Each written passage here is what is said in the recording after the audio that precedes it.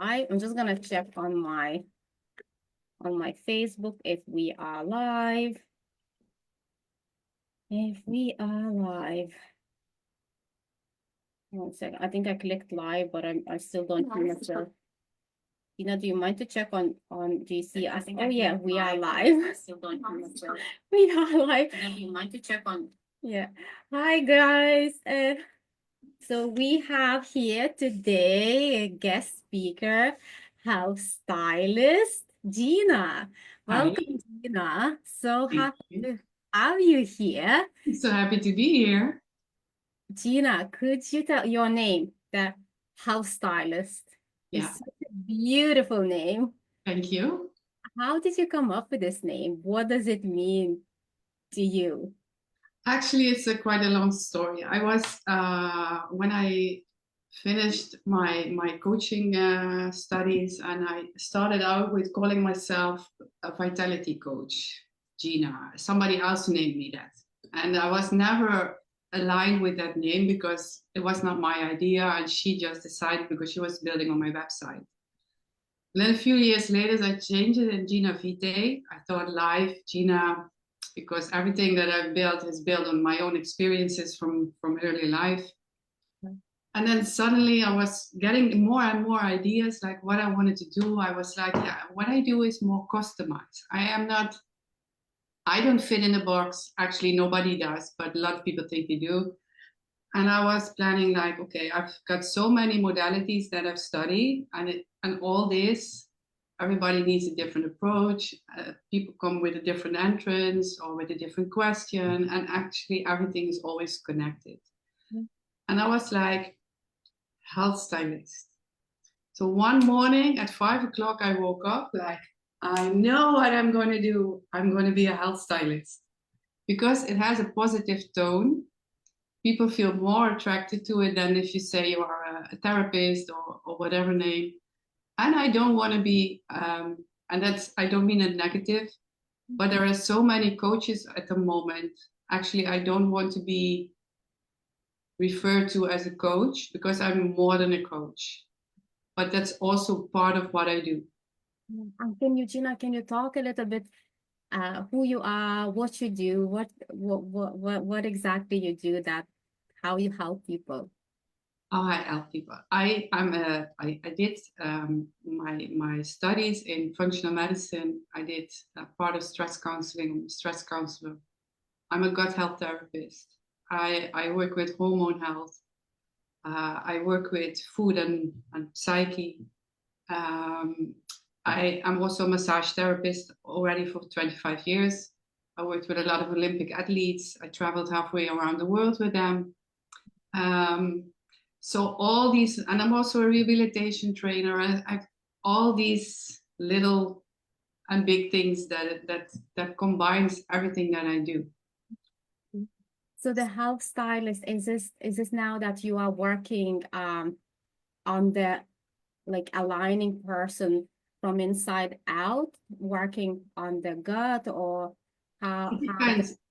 It's actually like this. I always say my work method is the body, mind, and food connection. hmm, If somebody comes in, depending on what they ask, but most people are always asking, I have to lose weight, or I have skin things, or whatever it is, or muscle pain, and they don't know because they don't have the knowledge. So I also aim for people to get some education on their own body. But what I do, I just start with an assessment, and then they talk and explain what they are experiencing, and then I start immediately connecting the dots in my head, because if people say this, I know it's that, and if they say that, then I know it's also this. So, and then we start this trajectory, the program, and then eventually, mostly after 1 or 2 sessions, if they come for something physically, then they sit crying in front of me because they had no idea that there was that old trauma ruling their life. yeah, and so they feel like they relieve like from the pain, and they gain the energy, and once you have the energy, more energy, you can do so much more in life, no? Yeah, that, but it's also that people are not aware of how much influence an old trauma has on our nervous system and what it does inside of us, and the choices that we make, the feelings that we get by our thoughts, our belief system, and all the patterns that we have ingrained throughout life, what is still attached to that old trauma or that old stressful experience, because it's something that is so deeply ingrained. And then I always say, are you making your choices from who you are today, or is it still that trauma that is speaking? And Gina, trauma. So to me, first time then I heard word trauma, I thought, oh my gosh, it has to be something big, like car accident, some bad assault, something. That's the trauma.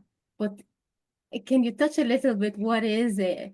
Trauma. Trauma, it's the way you experience something that has such a profound impact on your life. And for one person, it's something immense big, and for another person, it's a dog that died, or a family member that died, or whatever reason, or maybe even that they lose a job that they were so attached to. That can also have a traumatic effect, because it's something that triggers in you how the way you experience things, and what it's that emotion in your life. Yeah, and those emotions, if we don't release our traumas and we're not seeking for help, those emotions can get trapped, right? And I don't know, like maybe you get up and with a shoulder or back pain, or I don't know, migraines or headaches. What I suppose depends on what type of trauma it is, or heart. Some Whatever. It's like more, I always say, when people experience trauma, and it's something that eventually it's stacked up stressors in your body that make you sick in the end. And for one, is it immediately, and for some people, is it later in life? You cannot say this or that. You just don't know, because everybody is different and everybody experiences things different, and every DNA is differently built. Yeah, yeah. So there are so many factors that in play. Yeah. And like, for example, our thoughts, sometimes we not, I don't know, like emotions that we have, feelings that we have, we suppressed. I remember my first spiritual coach, when my cat was just so funny. Like, it's not funny, it was a very sad story because I had my cat and my cat died. So it was like looking, and somehow in my life came this beautiful woman that helped me actually to get through that trauma. And every time I go in the sessions with her, I start crying because I felt like the way she was teaching me, I don't know your technique, but the way she was teaching me, she would say, because I would operate from here, right, from my head all the time. And when I'm in with her in the session, she would say, okay, you need to get in your heart. So she would say, imagine this little tiny elevator going from your head and like landing into your heart. And then she does whatever she does, I don't remember because you have to be closed eyes and then imagine. And that's in the heart when you get there. Oh my gosh, I don't know how to describe, it, such a relief and such a beautiful, beautiful feeling, like you're free. I get connected. It sounds strange, but I get connected to people who are not here anymore. Like my grandma showed up. It's like strange things. I was like, am I imagining? And she's, no, you're not. You are literally in your heart. And when you are in your heart, you get experience because we are energy, right? Yeah. We just had the lesson from Paul. Yeah. So that was something. I tune in with people. I have this highly sensitive, I don't know what it is. I I feel people very, very, very, how do you say that? Sorry? Intuition. Yeah, Like even more than that. yeah. And so when I'm in a session with my clients and they are open for it, I can really tune in their, and not that I can really feel what they feel, but I come close, and the conversation just leads the way. Yeah. And Into the healing journey. And Gina, if you could touch a little bit, how did you, like your past, how did you become a practitioner, what you do now. What's your journey like? Oh wow. I will explain it in a big way. Not in the detail, but I was born as a premature baby. I was 29 weeks, and so I was a very high sensitive child always. And I was very ill most of the time. I had a bad immunity, and I was little, but I was fire. I was thriving for life. I probably have a near-death experience when I was born, and but I was really like joyful. I was always looking for things. I was always this little girl who was big, you know. And then I was 8 years old. My mom left. She abandoned us. She left me with my brother, with my dad, and then she got a relationship with a man, which for that man she left us, and he was very violent, and so we had experienced 14 years of very bad abuse and neglect and so forth. And I started living with my dad at the age of 10, and I had a very very disrupted relationship with myself because of that, and actually with everything and all around me. So I've been juggling with a lot of things, but always stay positive and always searching for solutions and things to make my life better. But I was always sick, always not okay. I could not sleep because I had this anxiety because of this dangerous man and everything that happened. And by the age of 30, 31, I think I was 31, I got this viral infection on my lungs, and I nearly died because of that. And that was the turning point. I was like, okay, because doctors all those years said to me, it's all between your ears, it's stress, just do this, just do that, eat healthy, because I also became an anorexic. So I had all these things combined. I was always diagnosed by bias. So they said this girl is physically or mentally unstable, but I wasn't. I was so strong that I tripped over my own feet. And then when that happened with my lungs, I was like, I was determined to find out how stress and health was so related and how this whole system works. Yeah, and that became actually my mission. And then from one thing led to another. When I started to understand how the gut and hormones and stress and how they all related, yeah, I really am on this mission to educate people, to prevent things from happening. And I'm also like, I love to be, I don't know the word, but I think we have to be more aware of breaking curses and cycles of generational trauma, because my mother was also a victim of certain traumas, and my granddaddy also, because he was Jewish, and all these things roll on in next generations. And it's not about blaming, but I do think we all have a responsibility for the people that coming later, coming after us. So if we want to take care for ourselves, we have to also take care of the people that are. Yeah, and that, Gina, that was in your 30s, this turning point. Yeah, that I need to become a healer, a practitioner. Yeah, I already did a lot of studies because I was already working as a massage therapist, and After that, yeah. But at the age of 35, I wrote my own business plan, and I was like determined to go work on location, and nobody did it at that time. I was one of the first person who decided to do personal training on location. I bought myself a new car and all gear, and then I got a phone call, and I did a study in Amsterdam because I was still living in the south of Holland. And every month I had a day of school in Amsterdam, and I was thinking, how would it be to live here? And 3 years after that, somebody from Amsterdam called me for an assignment for a few months with an apartment and everything that I needed to stay there for 4 months. So I came in this high valued surroundings. I was like pinching myself because I had no idea this existed. But I came to live in that same environment that I was thinking about how would it be to live here 3 years later. And that's now 19 years ago.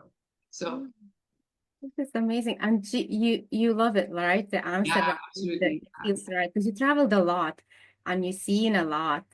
And the Amsterdam is the place to be. Yeah, but I'm not a party animal, never been, and I just always have. I've been quite a loner. I love my space and I love to do my thing, and I really am a people person. But when I'm done working, and I really love to be in a quiet space, not too much. Yeah, I understand. So I'm exactly the same. I'm very much like I like a little bit of fun and I love interacting and connecting with people. But yeah, I'm not really into parties anymore. I don't think I ever been. Me But too. yeah. It's too much. So Yeah, so much. And Gina, if someone wants to contact you and learn more how trauma actually, how to heal, how you help, where can they find you? I can actually share the link in, if there is a link, if you could share with me, where can they find you? they can always find me on Facebook. I have also a 6-week program. I will share the link. And I have also a website, but it's a Dutch website, but it's translated also in English, but it's very badly translated by this app. I laughed when I saw some sentences. It was like, okay, but there is a little bit more of all the modalities that I do. Yeah, And Gina, just to clarify, is the services you offer, the 6-week program that you have, is that online program or they have to yeah, come? that's online. Yeah, Okay. We also do in person, if I I do understand. still in Amsterdam in person, but eventually I wanna step completely online. Yeah, because I Yeah. want to travel.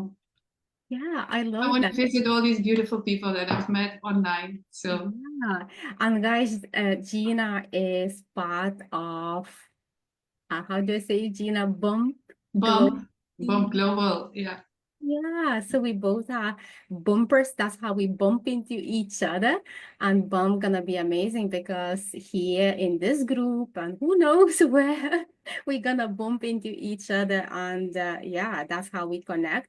And that's, the education we do for people just to realize that, if you have a trauma or trapped emotions, that there is a solution. And I didn't know for such a long time because I always thought that trauma has to be something big. And I would hear always practitioners talking trauma. That's not for me. no, You, but abandonment trauma is something that a lot of people have, more people than you realize, because abandonment is yeah, something that can happen by, like, to give my own example, when I was born, I immediately was transported to the incubator. I have been in the incubator for more than 9 weeks without physical contact. So I was already abandoned at that point, and then later in life again.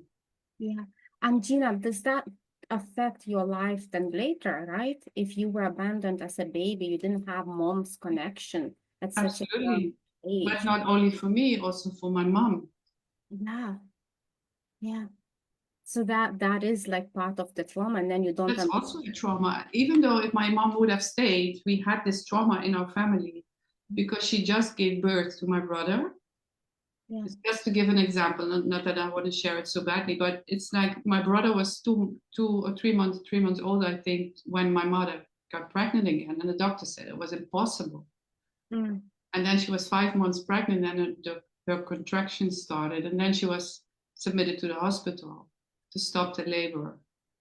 And then eventually she couldn't stop it anymore. So it was like, yeah, it could go good, it could go bad, or it wouldn't. And fortunately, I survived it.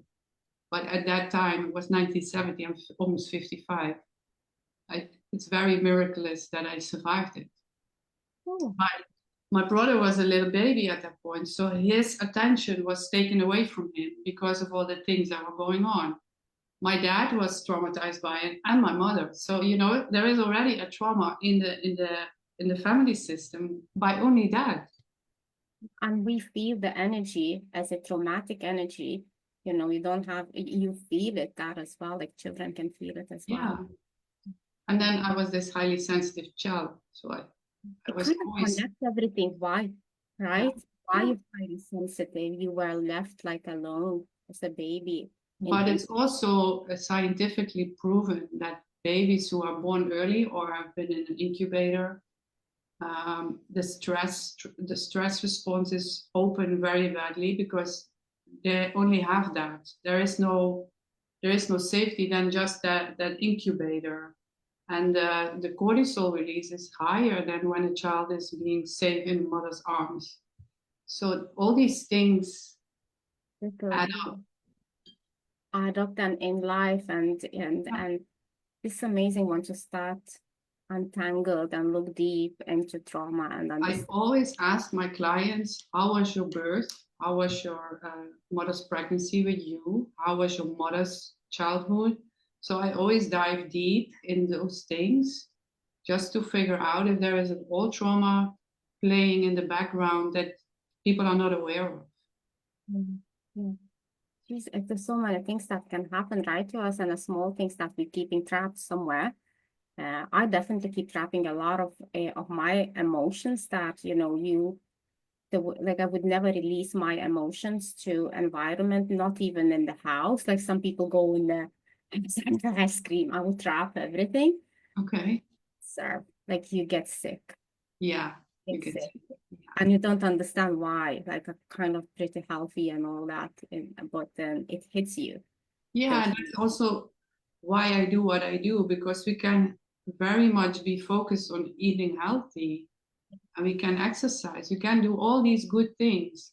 But when it's in here, not in balance, and when we have grief or we have anger or whatever it is, and also if you're not aware of it, then the whole system is suffering constantly. And then everything that you do to keep it healthy, it's also a stressor because your body is not capable of digesting it right, literally and figuratively speaking. It's fun that you mentioned. Actually, I in one of the groups in the Facebook group, females in perimenopause, and I see comments females saying like, "I don't know what's wrong with me." The rage comes, like they angry and all that, and they try to hide those emotions. So maybe better not to hide, just go and let it go, whatever. Oh yeah, but also go dive a little bit deeper. Try to acknowledge. You don't have to go back to the pain, but you can acknowledge that it's there or that it has been there, and then you can move forward. Absolutely.